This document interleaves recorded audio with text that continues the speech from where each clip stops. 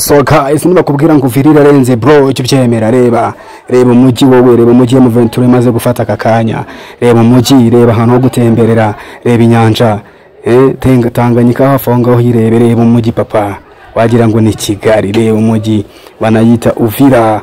M23 yamaze kuyinjira tayari tuvugana.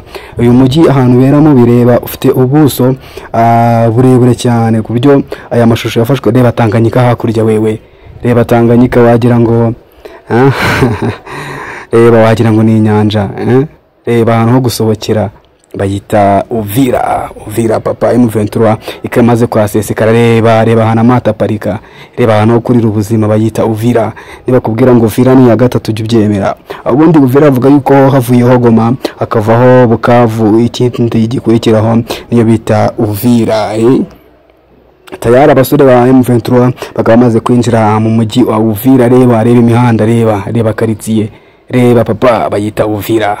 Niba kubwira ngo ahantu hamenekeye amaraso menshi kugira ngo M23 ibiri kugenda ihagenzura ubyemere, ntugire ngo barakubeshya. Reba umujyi, reba hakurya irira nitanganye kuri kureba hakurya. Aya ni amashusho rero amaze kuba ashyirwa hanze n'ibinyamakuru bikomeye cyane mu isi, aho bifashishije drone kugira ngo bakwereke Uvira ukuntu imeze, kugira ngo bakwereke icyo M23 iri kurwanira. Bayita Uvira.